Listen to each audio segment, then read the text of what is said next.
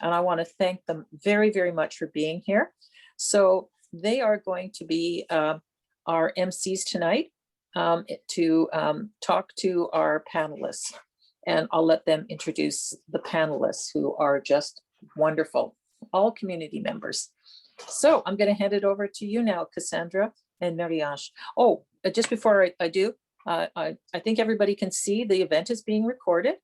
Okay, we're keeping the mics off because of the number of people, because background noise is problematic. But we're letting people just, use the chat for comments and questions, and also to share your story. And we all have some interesting stories, and we've already received some. So we're gonna share them. I think everybody has something to say. So anyway, without further ado, here's Cassandra. Bonsoir, bonsoir. I believe Marie-Ange is going to speak first. Oh, yes. okay. Go Sorry, ahead, Marie-Ange. Bonsoir, merci, thank you, Counselor. Hello everyone, bonsoir tout le monde. Comme la conseillère municipale vient juste de mentionner, my name is Marie-Ange Ahinful, and I am the founder and the president of Leading Ladies Canada. So I'm happy to co-host or monitoring this webinar, and to be part of this history of celebrating the International Women's Day today. And as you guys already know, I am joined today with my colleague and Vice President of Leading Ladies Ottawa and Canada, is Cassandra Auguste-Rene. So thank you, Councillor, one more time for giving us this platform to join this group with women and panelists to discuss about the title, Choose to Challenge. Nous sommes heureux de participer à ces panels de discussion virtuels pour le mois de la femme et pour la journée internationale de la femme avec la conseillère municipale du quartier 7, Teresa Kavanagh. It is a great honor for Leading Ladies Ottawa to have this opportunity. Before we jump into today's topic, we wanted to first introduce a little bit about who we are. We always like to do that. So Leading Ladies Ottawa was launched in October 2019. We are a not-for-profit organization with the mission to empower women of color and youth through leadership development, educational, financial literacy, and various social and community initiatives. Aujourd'hui, nous célébrons la Journée internationale de la femme. Women International Day theme is Choose to Challenge. So as a founder of Leading Ladies Ottawa, one of my greatest challenges is to bring to the surface the many money problems that women of color face in today's everyday life. So I'm driven with the passion to bring awareness and to want that change for the Black woman community. So personally, I choose to challenge society perception of Black women because before being Black, we are first and foremost women. We may have resilience and determination in our DNA, but it does not mean we can't be soft and pink. Just like any other group of women, we need to feel loved and protected. So as a Black woman, we are often faced with double discrimination based on the color of our skin and discrimination based on our gender. So every aspect of being is constantly questioned and oftentimes ridiculously, from our lips and hips to the texture of our hair and fullness of our body. Our very existence seems to be under constant attack. On the International Day, I would simply like to remind all women, but especially Black women, you are beautiful and worthy. So challenge number one usually bring to the forefront the chief issues that Black women encounter. Often Black women of color don't have access to same resources as their counterpart. However, Leading Ladies Canada has been called to the challenge to start changing things since we started the organization. So we are elevating women of color to fight against discrimination. We support them financially by holding fundraising events where we proceed goals for the community. We stand connected with the undeserved community by meeting with members on one-on-one basis every time they send us an email or request. We educate Black women on their rights and how to build generation wealth. Encourage Black women on new ventures and introduce them to a network of experts in different fields. For an example, Leading Ladies is currently in many talks with various professionals so we can kickstart a mentorship program that will elevate more Black women to succeed in the field.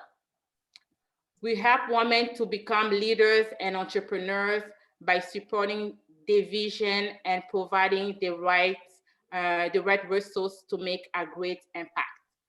So, juste pour vous dire, je suis vraiment heureuse de modérer ces panels de discussion virtuelles sur la Journée internationale des femmes.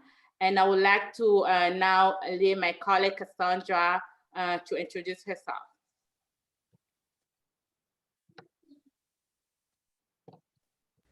Hello, everyone.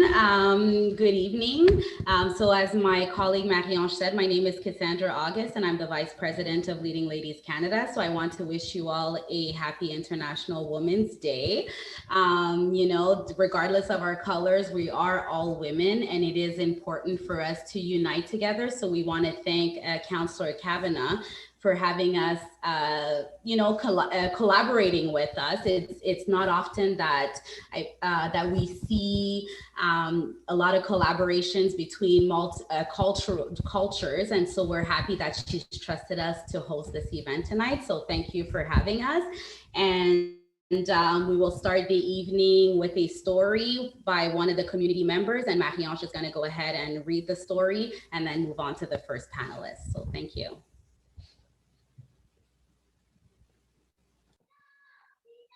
Okay, the first story starts Barbara New West.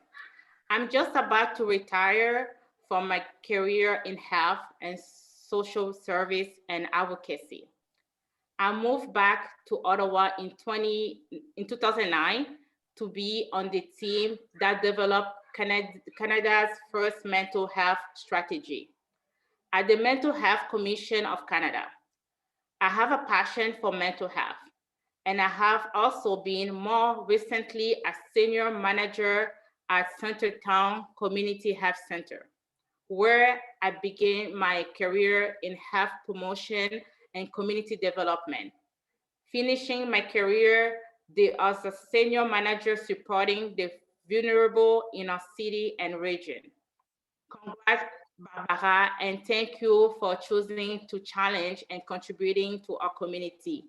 My colleague Cassandra will now be presenting our first panelist of the event. Okay, thank you, Marie-Ange. So our first panelist is as Jill Skinner. Mrs. Jill Skinner retired as Deputy Chief in 2018 from the Ottawa Police Service after 37 years of service. She spent a significant portion of her career working in investigation involving vulnerable victims of sexual assault, child and elder abuse. Jill was also the driving force behind the creation of the Canadian Association of Chiefs of Police Victims of Crime Committee. She continues to be a hearing officer for the Ontario Police Discipline Tribunals. Jill has been an advocate of community-based health services, a board member in various community-focused centers, as well as a community volunteer. Amongst her many accomplishments, Mrs. Skinner has received the Governor General of Canada Member of the Order of Merit of the Police Force, which is also called the MOM, and the Police Exemplary Service Medal. She's married to Tony and is the proud mother of 4 children, grandmother of 5, and great-grandmother of 1. Congrats. Thank you for joining us, Mrs. Skinner. Thank you very much. I'm unmuted now. Okay, perfect. Thank you for joining us, Mrs. Skinner. Can you tell us a little bit about yourself and how you choose to challenge? Did your journey include an internal challenge, and did you also have to meet challenges from the outside? Absolutely. Well, I've got a little bit of a spiel to go through, but first of all, I'd like to thank Councillor Kavanaugh for the invitation. And to all the attendees, I hope that your attendance means that you're interested and engaged in choosing to challenge. For the Leading Ladies Canada, Cassandra and Marie-Ange, thank you for choosing to work towards empowering women and yourselves to achieve personal goals. I love Marie-Ange's quote of being resilient yet soft and pink. And Cassandra, your comment about we're all women, regardless of our color. I was born and raised here in QTN, Queensway Terrace North, and I'm very proud of our little gem in the city. I come from a single parent family where there were many challenges, but I had a mother who would never give up. I think, I know that those life experiences made me who I am today. As many of you can well imagine, my chosen profession in a male-dominated world was a regular opportunity to challenge. Not that I necessarily got to choose when I would have to challenge. I've always fought for the underdog, and I continue to maintain that value today.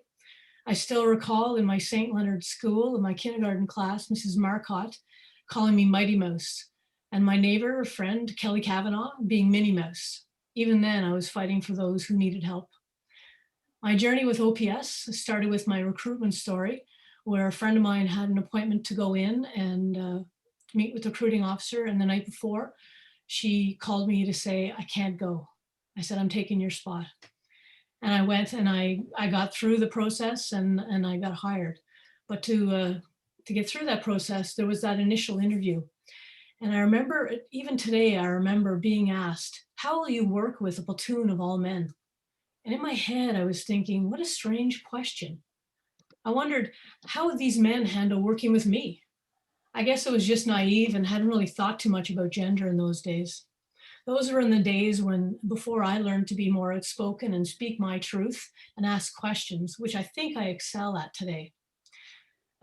Throughout my career, I regularly corrected others when they used terms like policewomen or called women girls. My usual response was, I haven't been a girl since the 70s. Words really do matter. This seems like a small step, but it's one that required consistent energy and was absolutely necessary to try and change behavior. When I first joined the Ottawa Police, there were 13 women and about 550 men. Yeah, it was everything you could possibly think. Awful. It was and it wasn't. Anyways, we started out sharing the changing room with the men. And it wasn't until one of the more senior women, and when I say senior, she had a year more on than I did. She went to the bosses and told them that the situation needed to change. And it wasn't until they actually gave us a locker room, but it was the old janitor's room that they jammed all of our 13 lockers into. So it was quite a sight. It wasn't until we moved to Elgin Street that we actually had similar conditions as the men. Initially, I tried to fit in as one of the boys, but it took me a while to realize that if I became one of the boys, I wouldn't be taken seriously. The changes in me didn't take place overnight, but I began to realize that if I truly wanted to make a difference for those who needed help, I needed to change my approach. And in order to make change in an organization like OPS or the City of Ottawa, I realized I needed to get into a leadership position. As you can imagine, I had to go through a number of promotional processes to finally get to the deputy chief rank, 5 of them actually. And in each one of them, I wasn't successful on my first attempt. but I used them as opportunities to learn more about myself and self-improve. Initially, I was told that I needed French, and once I had French, I'd be good. So I went back and took French classes, and then actually I continued to take them throughout my career. Then I was, of course, I wasn't successful. Then I was told I needed university courses. So, and when I joined, I only had grade 12. So I went and I got my bachelor's degree, and then I got my master's degree. My master's from Royal Roads University was a real opportunity for me to challenge the status quo, because I selected as my thesis, increasing the number of women in senior leadership positions at OPS. In it, I made recommendations based on research to increase the number of women in senior leadership positions. Some of those recommendations were increasing the representation at the hiring stage, providing networking opportunities, and addressing assignments for women when they were pregnant or became mothers. I also began the work on creating a network, and I left it in the capable hands of Superintendent Trish Ferguson. Since I left, OPS continues to take steps to improve, although there's still much that needs to be done. The research that I conducted solidified for me that I needed to do more. I needed to be the one that reaches down, not waiting for someone to ask for help, identify the positive leadership traits in women, and keep telling them that they're good enough. OPS actually did some research that said women didn't apply for their first promotion until they had about 15 to 20 years, where men were more likely to jump at their first opportunity, which is 8 years. Maybe it's something we have to keep repeating. We are good enough. Every single one of us is good enough. My most recent decision to choose the challenge has been my involvement with the Ottawa Indigenous Peoples Court Strategic Direction Committee. Can you say that fast? It's hard. It's actually IPC is the best way to say it. So as much as today is about women, I think it's important, and Marie-Ange and Cassandra has also told us that this is about, we have to think about the challenges that are faced by women who are racialized and Indigenous. They're multiplied tenfold for them.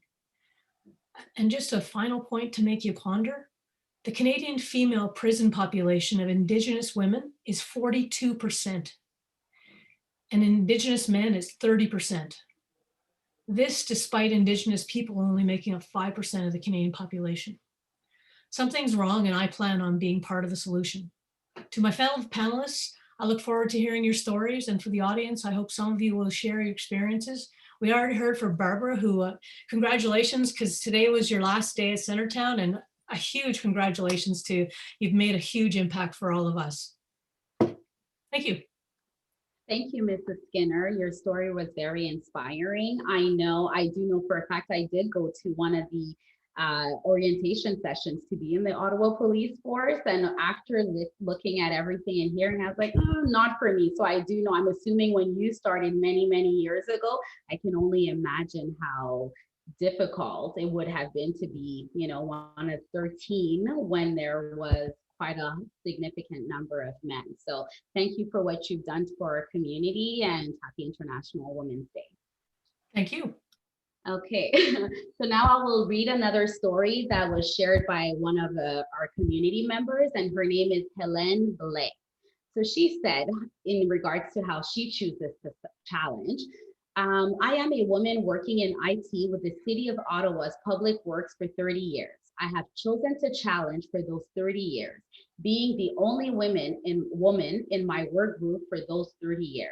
Often being the only woman on a capital project, at meetings, in the lunchroom, or at after work social functions, to name a few specific things in Choose the Challenge. Hopefully making it easier for women who are now choosing to work in the rewarding areas like municipal public works and non-traditional positions. So Helene Blais, thank you for sharing your story, and thank you for choosing to challenge. We do know it's definitely never easy to work in a male-dominated group. So I will now pass on the microphone to Marie-Ange, who will present our next panelist. Thank you so much, Cassandra. And our next panelist is Bantu Kuzi. Bontu is a grade 11 Woodroffe High School student. She is also a podcaster for the It Is Well podcast. It is a platform that she used to share her experiences and show her youth that there is a hope even during these difficult times. Her dream job is to work at 3ABN Studios as a product manager and build her own podcasting studio. She's also a painter. So I'm happy to also share that Leading Ladies Ottawa has had the opportunity to work personally with Bontu on some project in our organization. So Bontu, thank you for joining us this evening. As a young panelist here today, can you share with us how you have chose to challenge? Sure. Hello, everyone. My name is Bantu Kuzi. I'm in grade 11 and I attend Woodroffe High School. Besides being a student, I am a podcaster.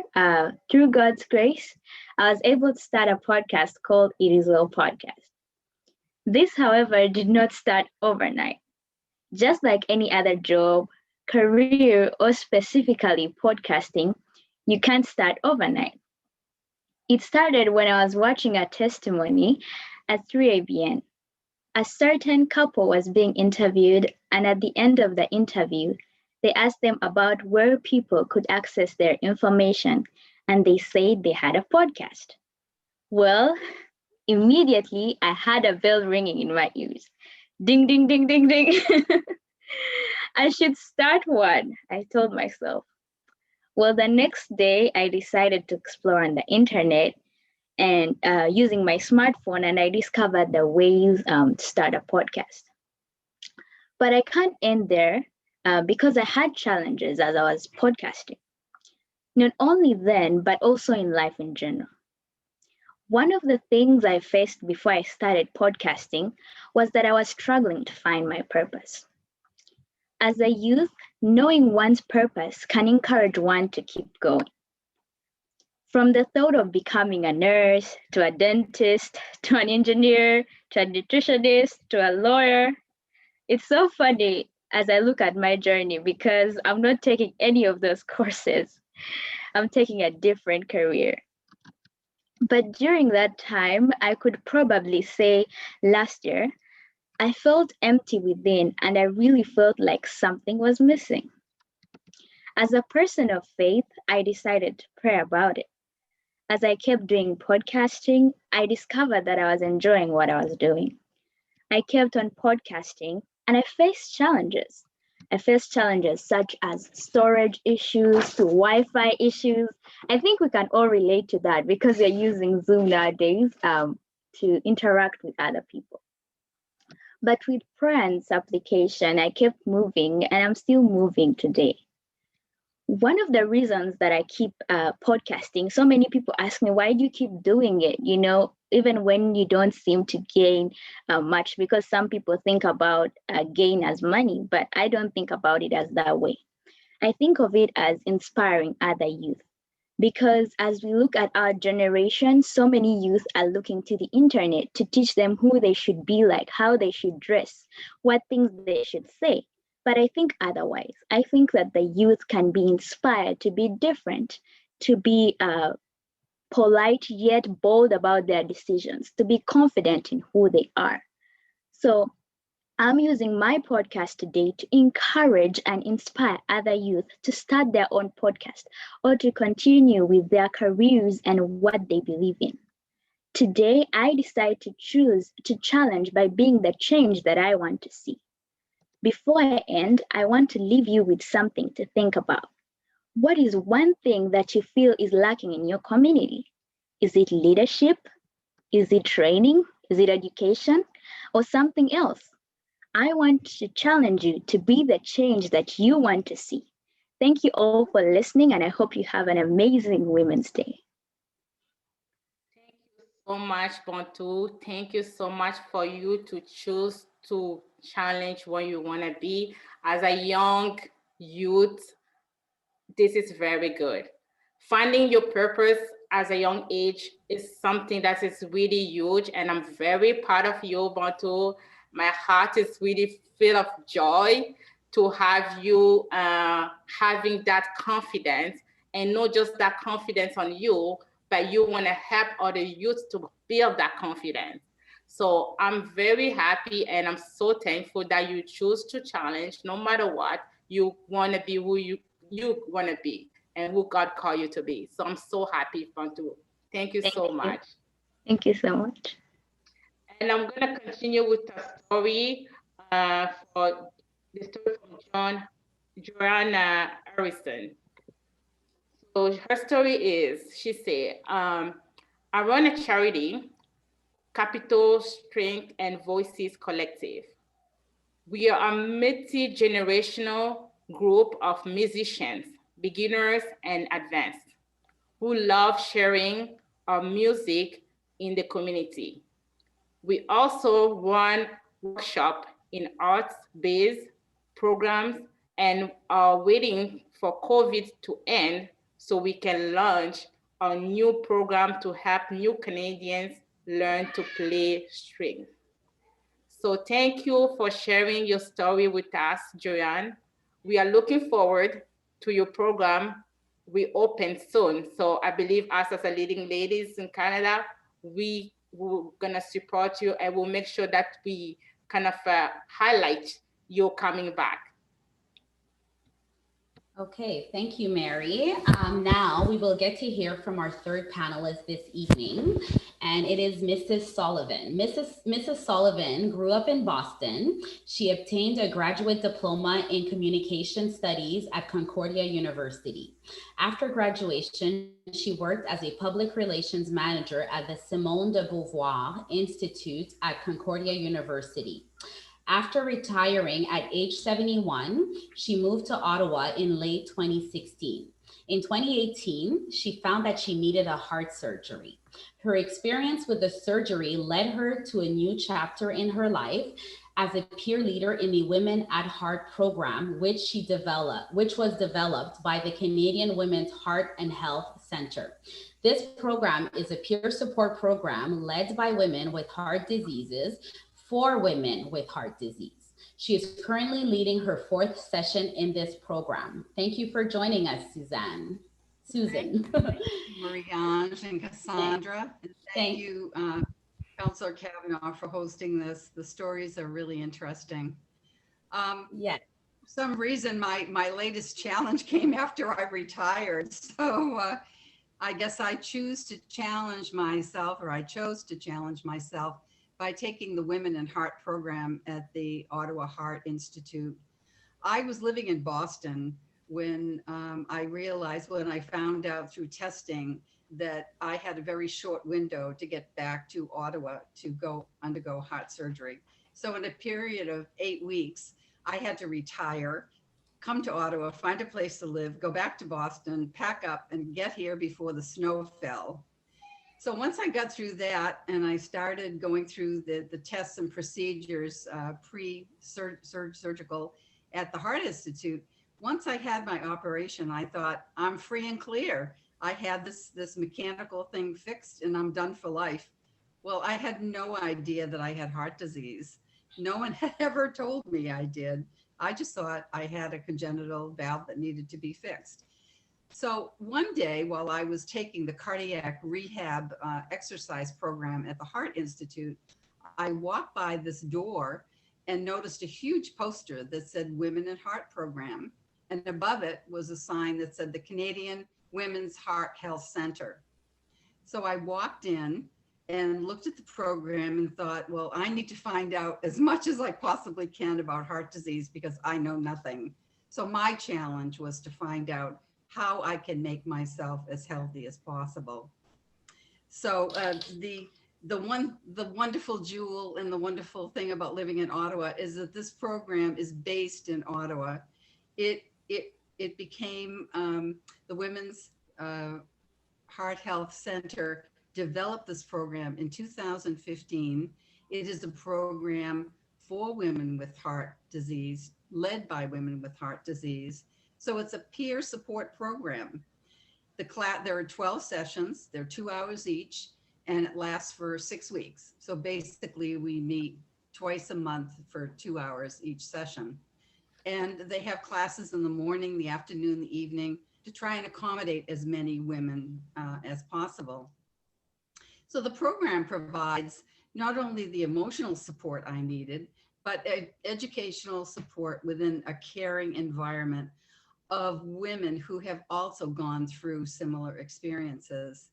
And this was so important to me because I had left my support system in Boston. I didn't want to tell my sons everything. And I knew I was so grateful to be in a program that only women who have gone through what I was going through would understand. And the idea that we just need medical treatment is just not enough. Women do need support from other women to master and to maintain good self-care behaviors that will help us go on to live a long and healthy life. So what did I learn? I had no idea, and I wonder if you do. Heart disease is the #1 killer of women. It's not breast cancer, it's heart disease. I didn't know that. I also didn't know that 75% of what we know about heart disease and treatments is based on research that was done on men. There was no research done on women until about 15 years ago. And I also had a wonderful experience with this group of women. That was a real bonus, is that not only did we finish this program together, but we have continued to be friends all along. We meet maybe every 6 months and we touch base. So this bond continues the support. So it has been wonderful. So I would certainly encourage all of you to go to Your Heart, my Boston accent, yourheart.ca. And there's a wealth of knowledge on that site about programs. There's all kinds of posters. There's information about how your group or your organization could have an event where a peer leader would come out and give you a video and a talk about the women in your life, your mothers, your grandmothers, your sisters, your aunts and uncles, and your friends. So my challenge to you would be to inform yourself, because this is going to be a major issue in your life, and it affects women of all ages. It's not just older women. So my challenge is to inform yourself and to realize that 80% of the risks for heart disease are within our ability to control, which is wonderful news. Thank you very much. Thank you. Yeah, thank you very much for sharing your story with us. It is definitely, I like the fact that you did say it's not an age issue, because I have had lost some people that, you know, had heart issues and passed at a younger age. And it is oftentimes we just tell ourselves it's an issue for the older generation, or it just doesn't happen to us. But it is definitely an issue that touches us all. I'm happy that you're doing well and that you were able to share your story with us. Okay, so I will move on to another story that was shared from a community member, and her name is Colleen Taylor, and she wrote, "I choose to challenge by empowering my daughters to do what they love and follow their hearts. I support them when entering into their male-dominated professions of politics and ... septic systems. My father had 3 daughters, and I constantly fought with him about women's rights. He knew I was passionate about it, and he hooked me every time but I learned a lot from those debates."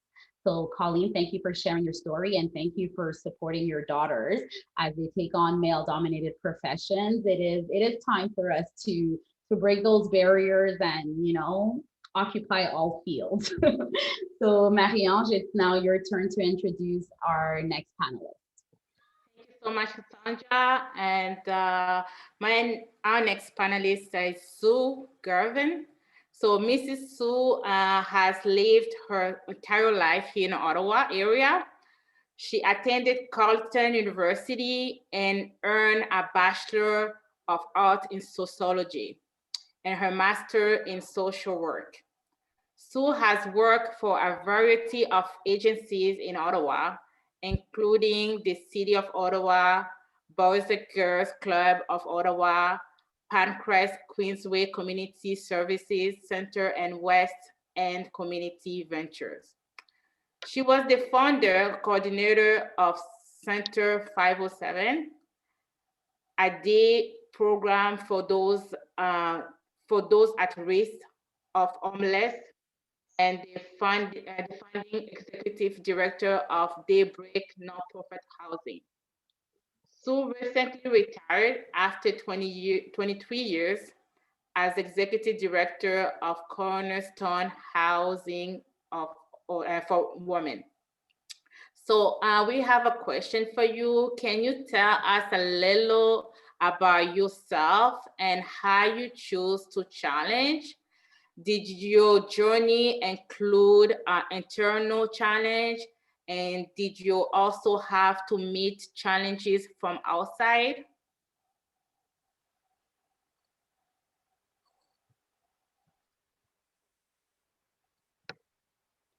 Okay, there we go.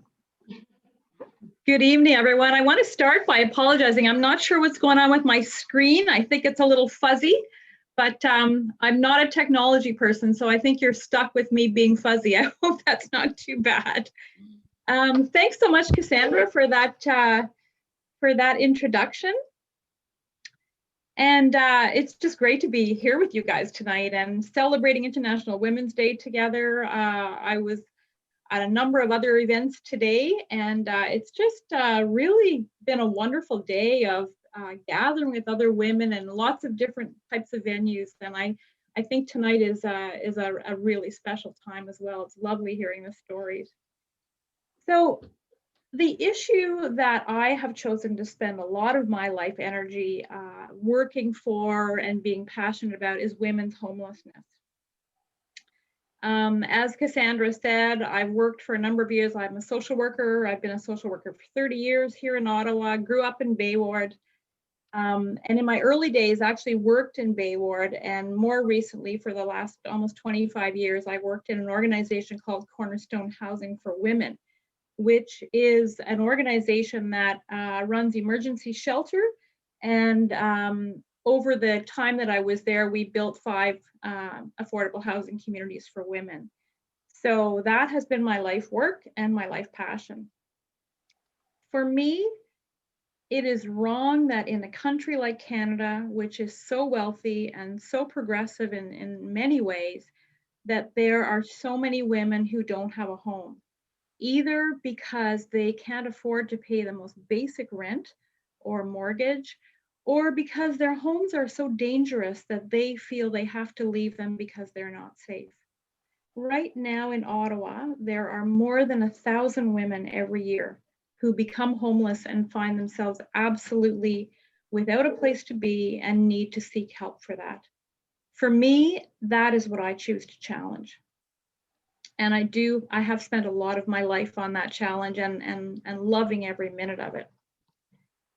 So 30 years of doing this work.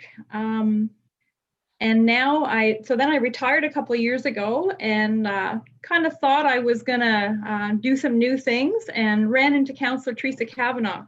And she said to me, why don't you come and work with me? And that was a chance for me to start something fresh and new.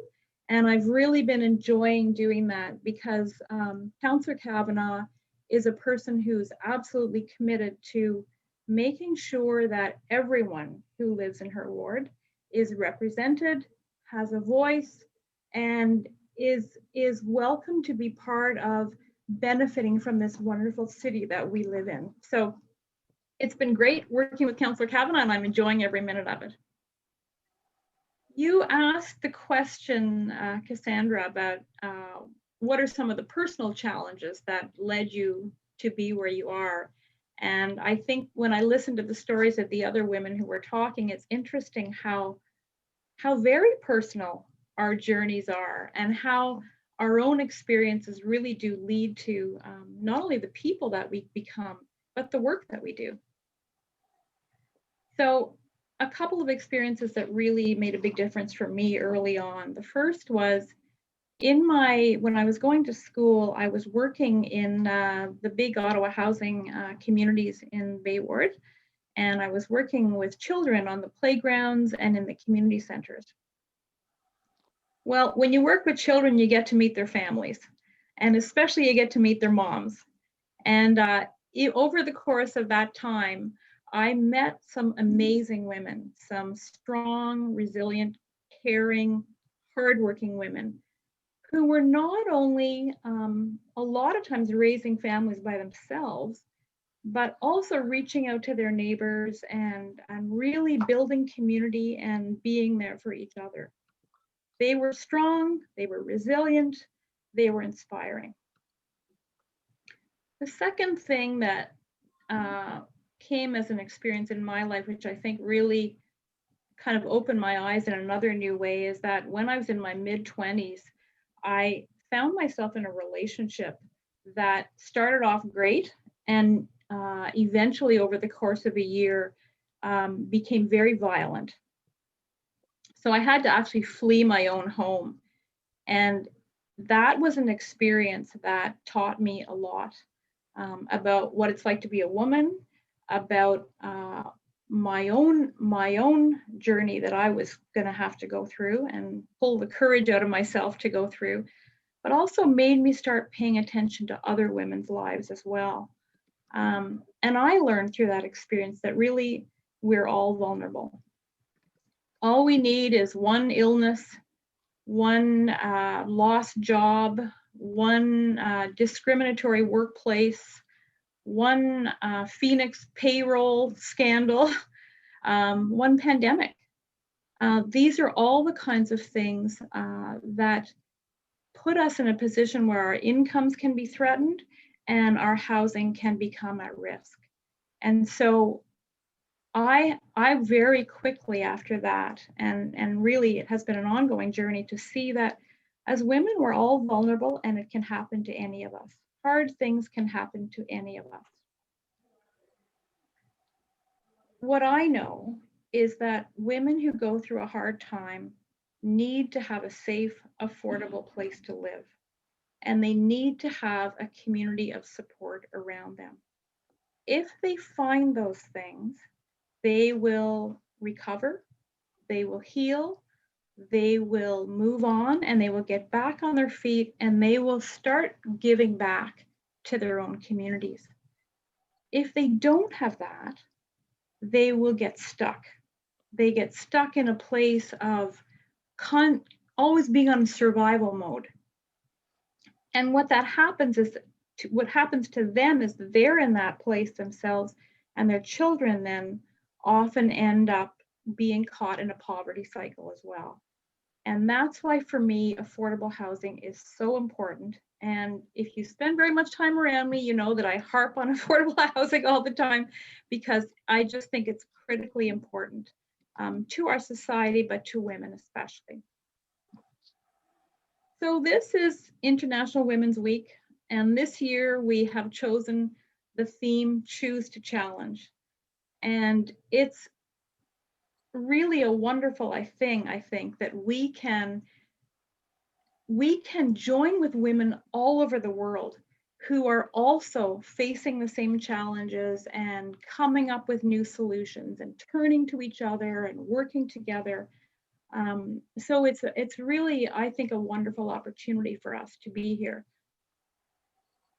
Not all of us are going to end up working in affordable housing or working with homelessness, but there are some things that we can all do to challenge the kinds of attitudes and situations that feed homelessness in our communities, that keep women down, and that make communities afraid to have affordable housing in their midst.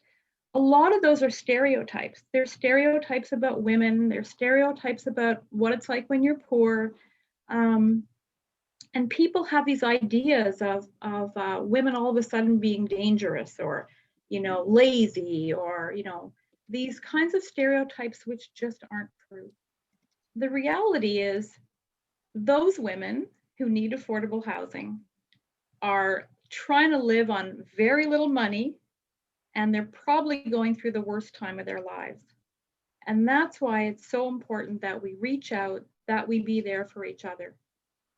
We know that inclusive, diverse communities are healthy communities, and we know that they are the places where women can heal and move on. So I feel that there's a lot of fear around us right now, partly because of the pandemic, just lots of reasons, but I feel that there's a lot of fear. And sometimes it's fear that makes us not reach out to each other and not be there for each other and not move beyond our own comfort zones to meet people who aren't exactly like us. And so I would hope that we would choose to challenge that fear, and that we would choose to believe that the communities that we want to live in are the ones that we have the power to create ourselves.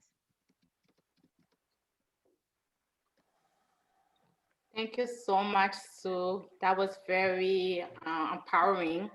As we, something that you say, and you say it more the time, is just being vulnerable. So I know back here, as a woman, you cannot really talk about vulnerability, but now we know for sure being a vulnerable is not a bad thing. It's just, we want to speak out.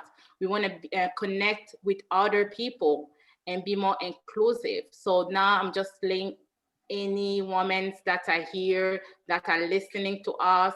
So if you still feel like you have nobody you can talk to, you have nobody you can reach out, I choose really to challenge everyone to come out, you know, to talk and to don't have that fear, you know. And inclusive is one thing that is so big for me, because I really fight for inclusion and diversity. So I was pushed for the Leading Ladies Canada to be more inclusive everywhere in our community. So this is really good to take off that stereotype.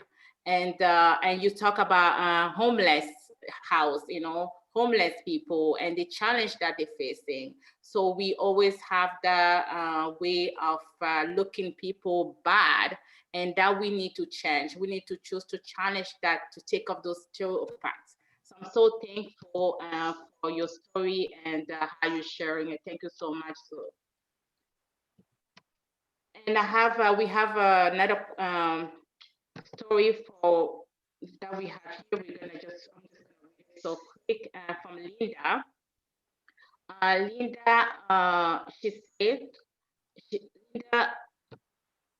like this. Okay, I established a woman mentorship program and run innovation program at work.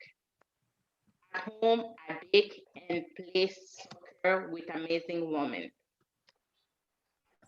So this is in the story. I'm gonna pass to Cassandra to read another story. Okay, thank you. I'll read you guys a story by Zara Idrisi. I hope I'm saying it well.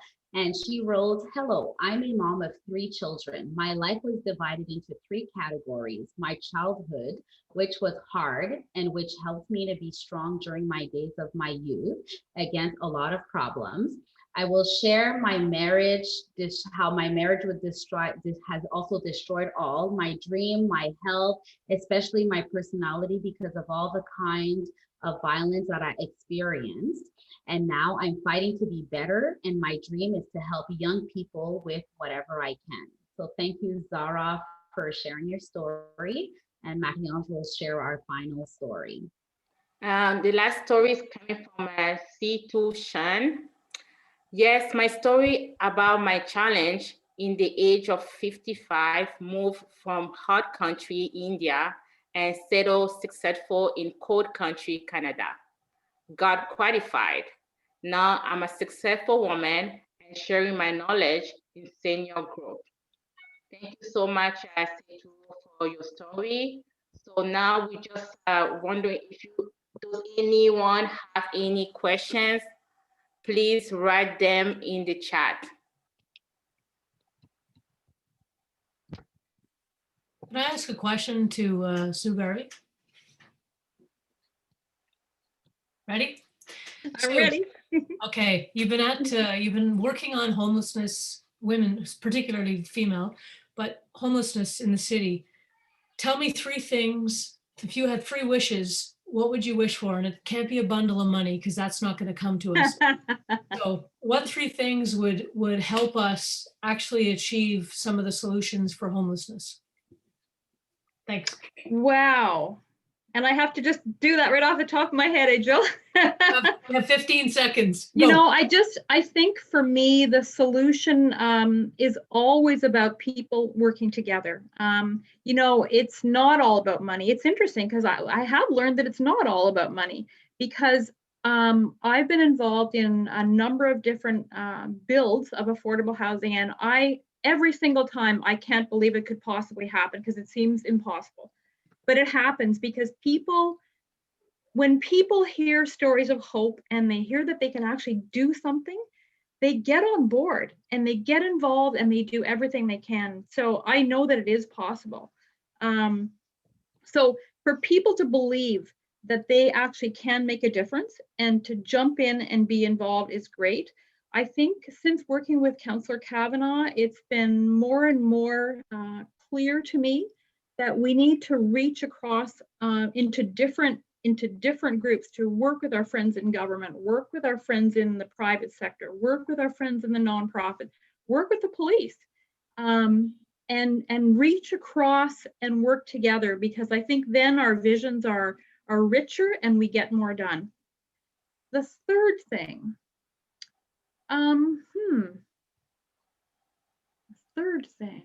to think about that one. I mean, there's so many, you know. I really, it's, for me, the message is it's possible.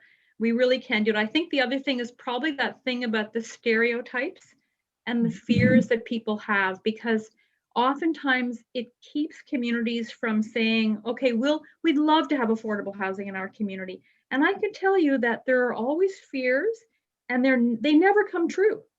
When affordable housing is in your community, and if it's well done and it's well mixed, where we have people of different incomes living together, different backgrounds, you know, after they're there a few years, nobody even knows they're there anymore.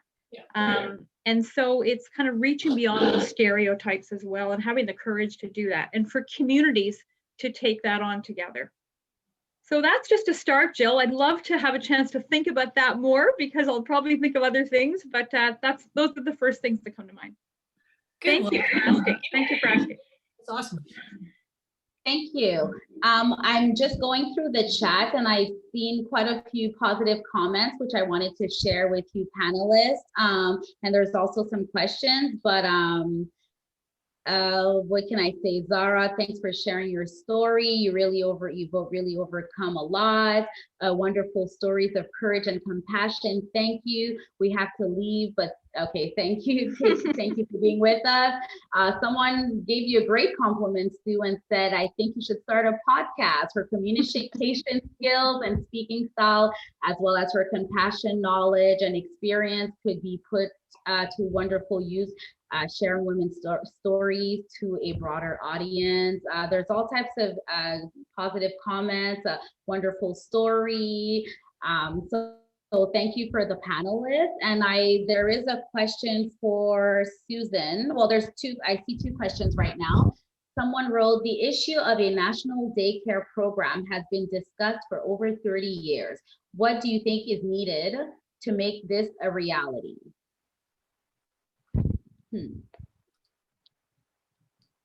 I think if men had children, it would happen. Absolutely. And there was a question specifically for Suzanne S. Can you give an example on how women and men experience heart issues? Well, I'm not a trained specialist. I'm not a doctor or a nurse, but if you go onto the yourheart.ca website, they will give you point by point how women's heart is different. I mean, I can tell you that women's hearts are smaller and they beat faster, but women present in the emergency room, if that's what your question is. If a man and a woman present together in an emergency room, sometimes women's symptoms are not symptomatic. They have very different symptoms sometimes, and therefore they get treated differently. They don't get to go on to the next step where they're doing the procedures to find out what's wrong. That very often they're told you're too young, maybe you have acid reflux, things like that. You're under a great deal of stress, you know, go home and relax kind of thing. So, but if, as I say, if there are resources and graphics on your hot website that will go into detail on anything that you want to know. Okay, thank you. Thank you very much, Susan. I would suggest, I would offer you guys, all of our viewers, to still take the opportunity to write some questions in the chat, which we can answer. But while we're waiting, I'm going to say it's not a celebration if there aren't any gifts. So I will open up the floor to Counselor Kavanagh, who will now introduce the contest, and we will figure out who our lucky winners are tonight. In the meantime, if any of the viewers have any questions, please write them in the chat. Thank you so much, Cassandra and Marie-Ange. Merci. This has been really great. I just love listening to the stories. I could just go on and on all evening. Just have a nice drink beside me and listen to all of you, because I just learned so much, and I feel more empowered just listening to people. But we have some prizes just for coming out, and what we're going to do is, Connie, you've got numbers for everybody that you're going to put out. So Connie has kind of assigned everybody a number, and she's going to put it in the chat. The way it works is we're going to pick numbers. And the first prize we're going to have, I'm going to go and start at is gift certificates. That's what we're doing for businesses, local businesses. That's what we decided to concentrate on. So, and I know everybody here supports local. So we have 2 gift certificates for Britannia Coffee House of $25 each. That'll buy you some really nice coffee, and maybe take a bag home and enjoy their scones. You got to have the scones. I insist. You must. And cookies and ice cream. It's homemade ice cream. So we're going to have 2 gift certificates. So we'll do 2 draws of for $25 each. And we'll make the arrangements. We may have to do it electronically because that's the world we live in right now, but we'll figure it out. We'll just make sure that just send Connie your contact information. And then that's how we'll do it. Okay, so we'll one at a time. Okay, so we'll start with the first one, and we're gonna ask our assistant Google to pick a number. Hey Google, pick a number between 1 and 80. 2. 2. So the first winner is number 2. Connie, do you have a name?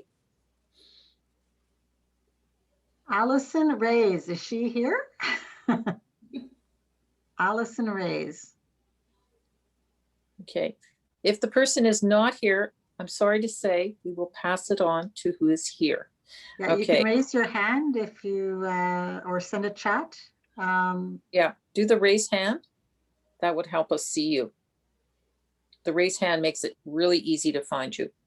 Okay, let's pick another number. Okay. Hey Google, pick a number between 1 and 80. 7. 7. Barbara, oh, wow. Barbara Newelt. Oh, wow.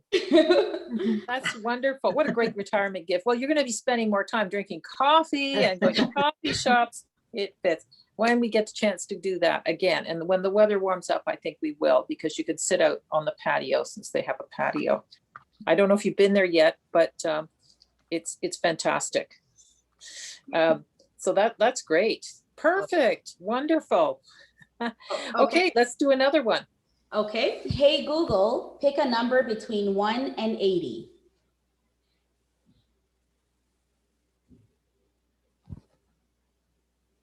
'She's thinking. 59. 59. A little higher. Serene Shahzadeh. I don't know if I saw her. Shireen? Shireen? Okay, well, Another one? yep. Okay. Hey, Google, pick a number between 1 and 80. 67. Okie doke. Suzanne? Suzanne Obiora or I was Obiora. making comments earlier. I know, so I saw her in the chat. Suzanne? Okay. If she was there, will you guys be able to contact her to let her know? Yeah, I think she must have left early, but I did see her earlier making comments in the chat, but oh, that's Okay. too bad. So we'll Okay. send her, we'll put it down for her.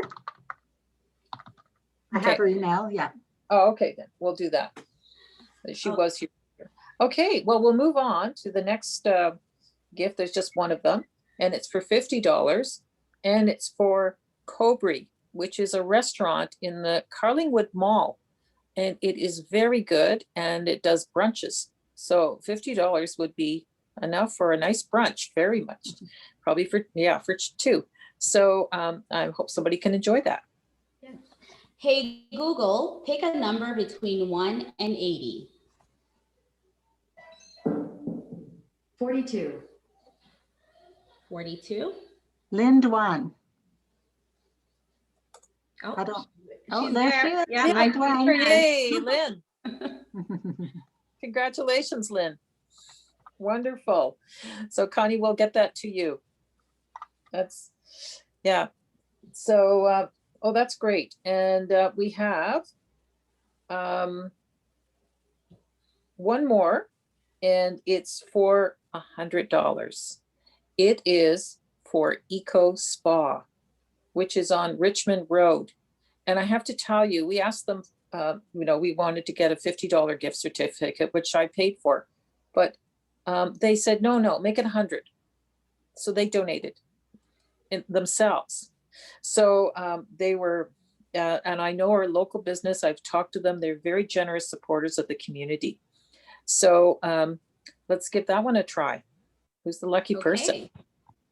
All right. Hey, Google, pick a number between 1 and 80. Here's a random number, 62. Sheila Powell. Is she on Sheila? Oh, I don't see her. I'm not sure if I saw her. I know who Sheila is. Yes, Sheila. Yes, she's here. Oh, Sheila P. yeah. Yep. Can you put your hand up, Sheila? Okay. Yep, she put her hand up. Congratulations. Way to Woohoo. go. Congratulations. That will be very nice. So, well, thank yes. you, Councillor Kavanagh, for all of the prizes. I think we could take maybe a few minutes to get back to the questions. There have been a few questions added to the chat. Yeah. Okay, I did. Scroll up. Okay, someone wrote, okay, Bontu, what is your vision for Ottawa when you are an adult? Thank you for that question. So I have so many visions for Ottawa, actually, especially the youth, because as a fellow youth, I sometimes get disappointed by what is being represented on the internet for the youth. As I said before, like how to dress, how to act, leadership. And before I came here to Canada, I went I was originally born in Ethiopia, and then I went to Uganda and stayed there for 10 years. And I really experienced good leadership training, specifically at my church, but even in school. And so when I came here in Canada, I didn't see the same. And so that kind of challenged me to use what I had learned before to do the same, to use it in, for example, the podcast. And so when I become an adult and get my own job and those kinds of things in the future, I want to inspire other youth. I want to have leadership training programs.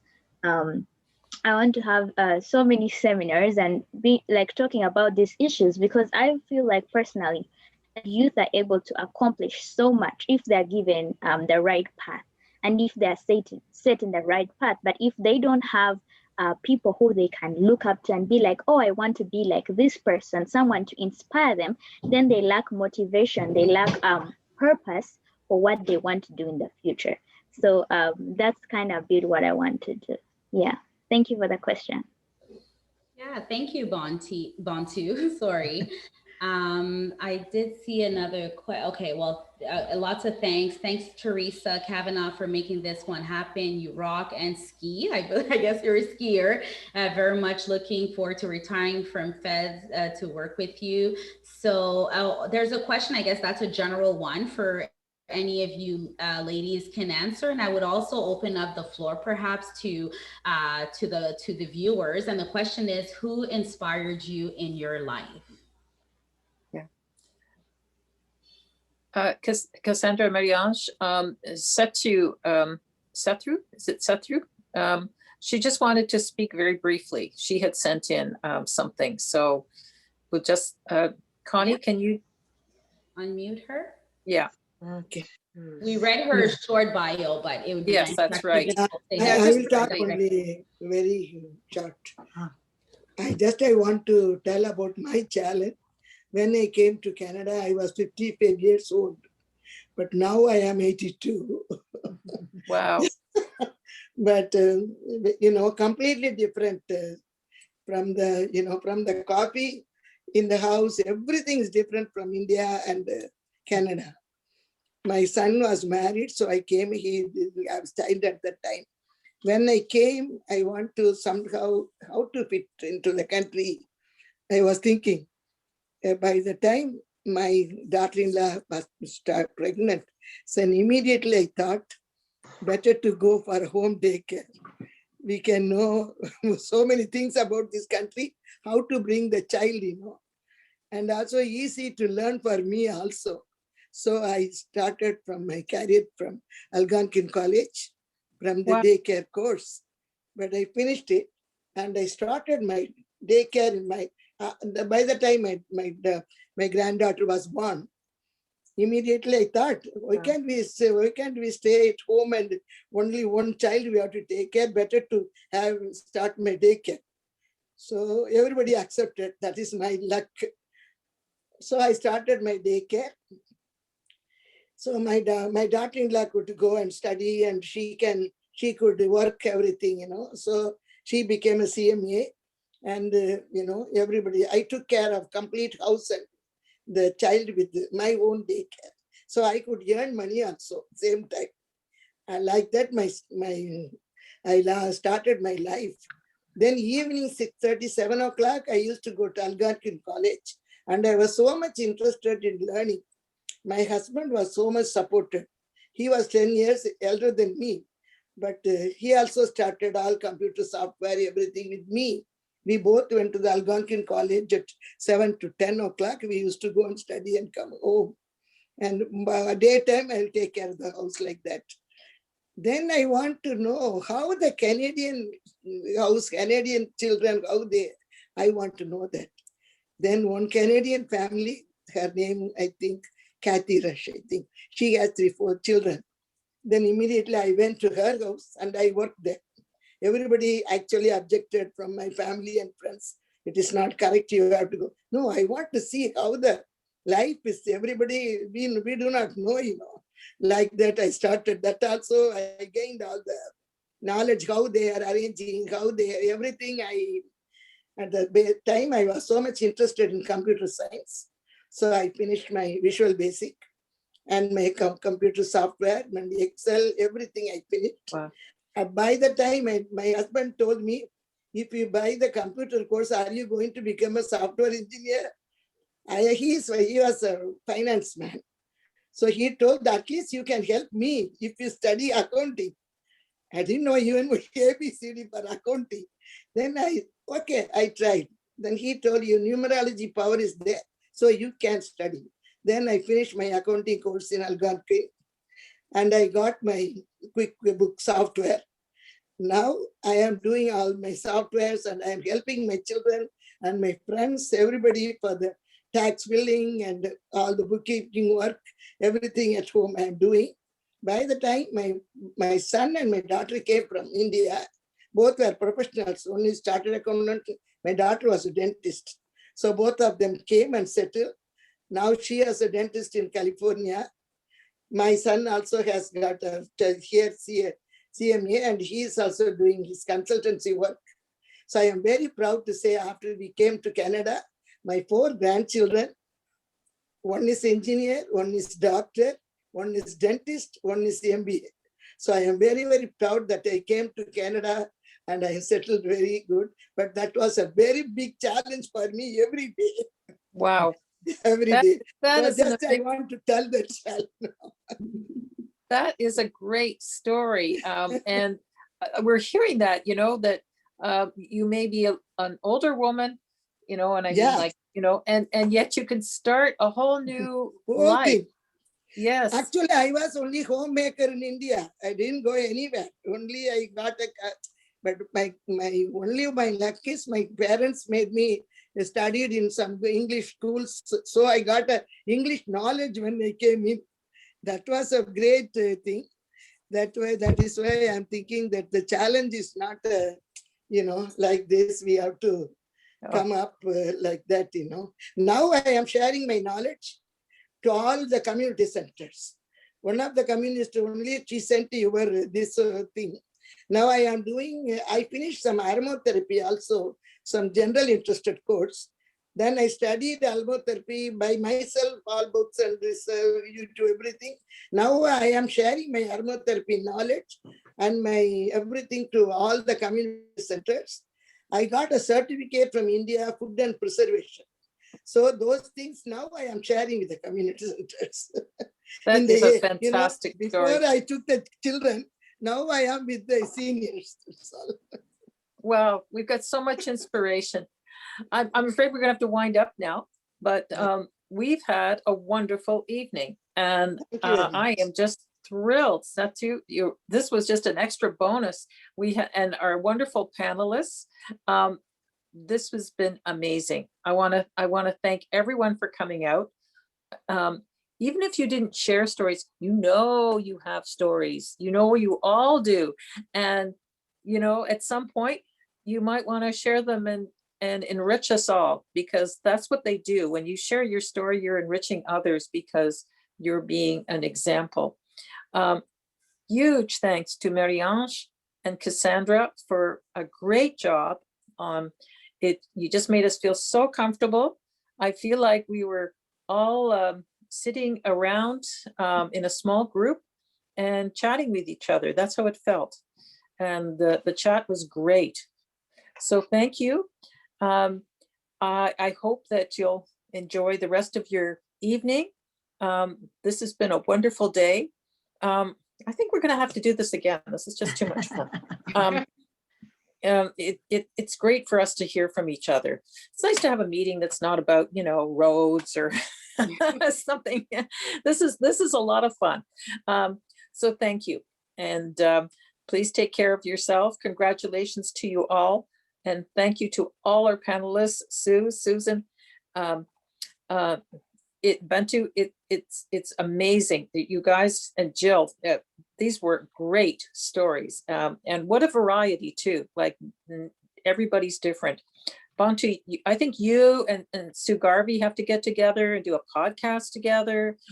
She wants to learn how to do podcasts. So I think you guys make a great team, just saying. So there's lots of energy there. Anyway, take care. Merci beaucoup pour toutes les histoires. C'était fantastique. Merci.